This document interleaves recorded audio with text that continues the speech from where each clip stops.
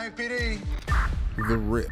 From the outside looking in, it seems simple. A movie of subversion. Seize the cash, count it, and turn it in. Until the very end.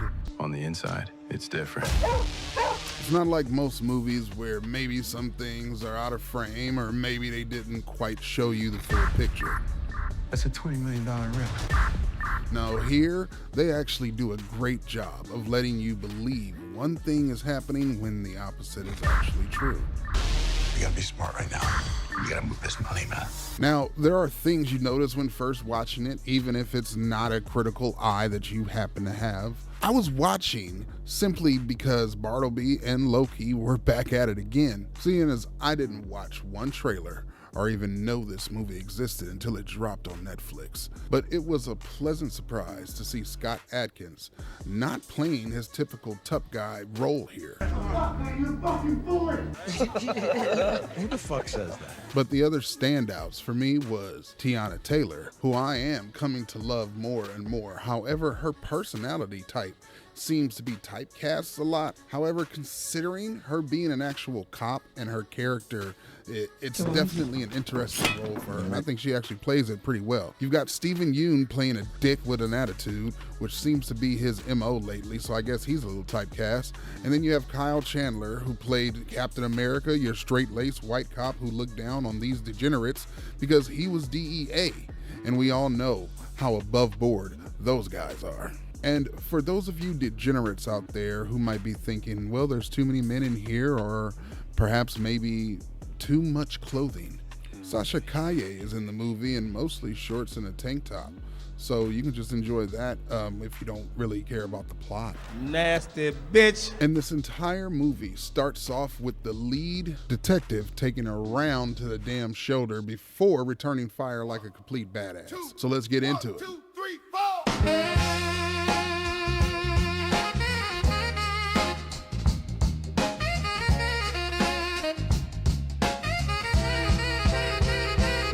Y'all know me. Our catalyst for this movie taking place is due to Captain Jackie Velez being shot in the face, not once, but possibly twice, with a shotgun by a member of her own team. That's when Loki, or I guess for the movie's sake, you can call him Lieutenant Dane Dumars. Well, he decided to follow up a lead that was sent to him from the hot tip line about some money in the hood, and they decided to go on a rip. Before you actually ask, a rip is a term that these upstanding law-abiding officers here use the meaning of lawfully procuring the money from a criminal element, that in this case being the cartel. Which cartel is it, you might add? Probably Colombian, but it doesn't matter. The fact is that it's a cartel, and that's all you need to know. Now, I'm not gonna lie, that right there made me look at this entire unit sideways, except for Numa for some reason. I think out of everyone on this team, she's the only one I feel that isn't trying to be a badass, and she just straight up is. At this point, Loki informs his team, who is shooting the shit with Agent Maddie Nix's team, about how they are degenerate, scum-sucking, crooked cops. Which, if I'm being honest with the state of the world today, was a very tough thing to watch. Like, just seeing these guys reveal their complete narcissism is absolutely revolting, especially given the fact that they all have a badge and barely any supervision.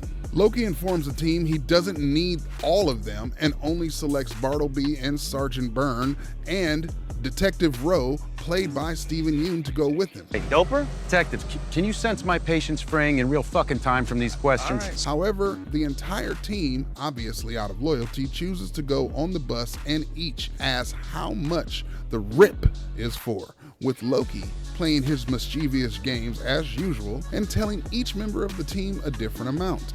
150K. 250 maybe?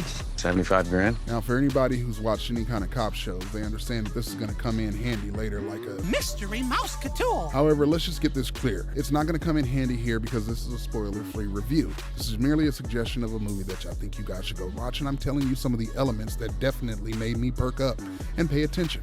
So the team arrive at the residence, and the pup they brought with them, who is obviously the cutest thing that you can ever see, has been barking up a storm and including pissing on the house all over the place. This particular dog is not here for drugs, but instead Instead, they are there to find money. That's right, this is a money-sniffing dog, not a drug-sniffing dog. The team then runs into Desi, who informs them that this house that she is in is not hers, but it's actually inherited, and has no idea what could be in the house that she happens to be cleaning, as she hasn't gotten to everywhere yet. Of course, this is quickly found out to be false once they find that very special wall and Open it up! Tear it down! Tear it down! after this, everything absolutely goes to hell in a handbag. The team is shot at and threatened before even cartel gunman, who is watching the house, decides to nope out of the area with the okay from his boss, of course. Ya que seguramente me están grabando, ninguno de nuestros afiliados tuvimos nada que ver con quien los atacó violentamente esta noche. Basically telling the cops, this is on you, good luck. Next thing you know, the team is getting calls telling them to take the $150K that they came for and depart the area. However, Loki seems to suddenly change his entire personality at the drop of a hat and begins to go off book. This, of course, puts everyone on high alert, given his background and, of course, his kid also recently dying from cancer. No, seriously, side note, fuck cancer. I think it is absolutely probably the worst thing to exist since this new version of Ice. But Ice and their little dicks aside, after his wife actually left him because of their kid passing, from there are a slew of issues that occur where no one trusts anyone, and the person who is leading the team actually now has lost all respect from their teammates and now has suspicion cast his way. And from here, I have to actually stop the recap because I definitely want you to go see this movie. I want to know if you were able to figure out who the traitor was before I did, because honestly, I fell off from the misdirect. And Desi's monologue to Loki and Bartleby, in truth, should have told me all I needed to know about Loki's character, because Matt Damon did such a damn good job in this role with his character's quiet, subdued rage almost. Meanwhile, Bartleby is all about fuck the world and throwing chum in the water to see if the sharks are going to jump. With all of that aside, I want to say that legitimately I enjoyed this movie. I was not one of the individuals who had to sit on his phone the entire time while they were watching it. So that is personally enough to tell me that this is worth giving it a shot. Because the less time that you think to pick up your phone or think to go look what's happening on Instagram or TikTok or any one of the other hundreds of social media sites that we utilize, I personally think the more you realize that this actually was a good movie because it kept your attention and didn't allow your mind to wander, and we all know how easily it is for the mind to wander nowadays. With that said, I want to thank you all for watching this video if you watched it at all, and I want you to let me know down in the comment section what you thought about this movie or if you saw it at all. Until the next low view, high effort video comes out, I have been your ADHDaddio. Ain't no way to save me, okay, go with him, hey!